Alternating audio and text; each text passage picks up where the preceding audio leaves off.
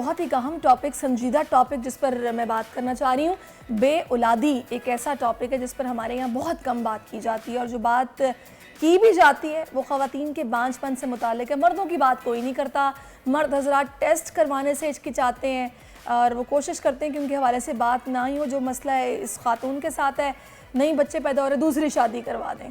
इस हवाले से ताज़ा रिसर्च जो अभी सामने आई है, पाकिस्तान में 40 लाख से ज़ायद जोड़े बे-औलादी का सामना कर रहे हैं, और इनमें बेशतर केसेस में मसला ख़वातीन के साथ नहीं मर्दों के साथ है।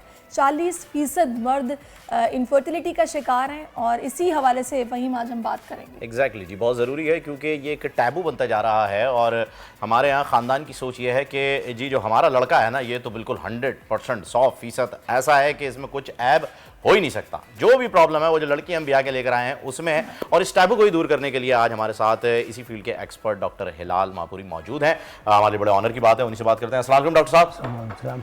अच्छा डॉक्टर साहब, अभी जब थोड़ी देर पहले वक्फे में हम आपसे बात कर रहे थे तो हमारे पास डाटा आया था कि जी 40% इस केसेस में मर्दों की तरफ से प्रॉब्लम आई है, तो आपने हमें टोका और करेक्ट करते हुए कहा कि 40 नहीं जी 70% केसेस में जो है वो मर्द जो है वो इस वजह से जो है बे-औलादी का शिकार हो जाता है वो जोड़ा। तो क्या ऐसे आपके पास डाटा मौजूद है, और ये इस खबर को मर्द जो है वो ओन क्यों नहीं कर पा रहे हैं?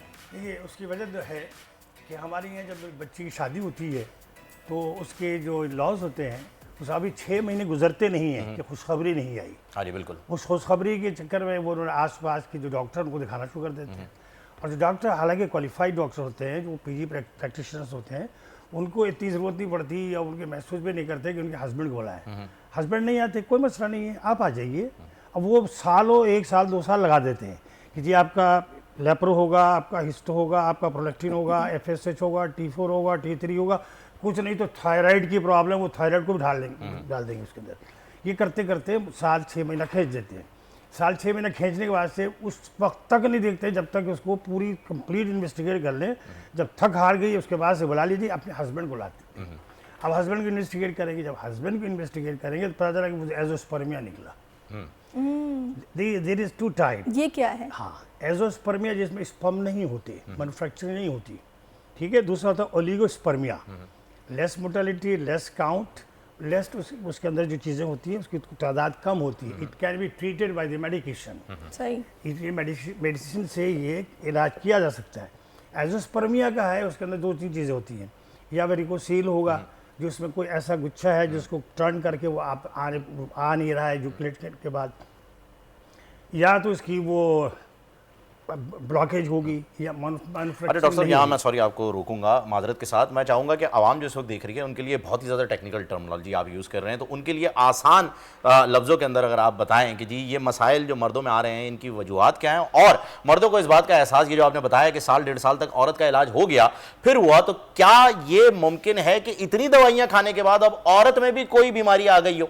क्योंकि 1.5 साल तक तो वो उस चीज़ का इलाज करा रही है, बीमारी उनमें आई नहीं। जहाँ तक मैं इसको प्रैक्टिस कर रहा हूँ सिंस लास्ट 40 ईयर्स, 40 साल हो गए मुझे, only infertility, nothing to do.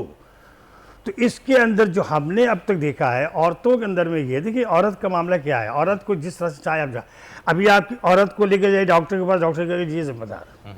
आप लेके जाइए किसी पीर साहब के पास, बोलेंगे ये जिम्मेदार, बोलेंगे नहीं इस पर किसी ने बंदिश की है। तो टैबू बन गया ना, ये तो हमारा बन गया, ऐसा नहीं है। हाँ, औरत देखिए सबसे बड़ी चीज़ तो है कि लड़की जब शादी होकर दूसरे घर जाती है तो उसका एक नया माहौल मिलता है, नया घर मिलता है, नए लोग मिलते हैं, उसका उनके रहन सहन चेंज हो जाती है, मैंने खुराक पहनना सब चेंज होता है।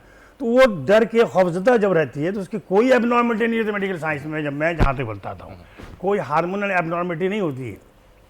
और हमारा जो डॉक्टर है माजरत के साथ, वो हार्मोन इम्बैलेंस है, प्रोलेक्टिन नहीं है, ये हार्मोनस की जो चीज़ें होती हैं, हार्मोन करते रहते हैं, वो करते करते करते करते टाइम। अच्छा डॉक्टर साहब, मुझे ये बताएगा जिन मर्दों में इनफर्टिलिटी के प्रॉब्लम्स होते हैं उसके सिम्टम्स क्या हैं? कोई सिम्टम नहीं है, कोई सिम्टम नहीं, जब तक हम उसका सीमेन एनालिसिस नहीं करा लें।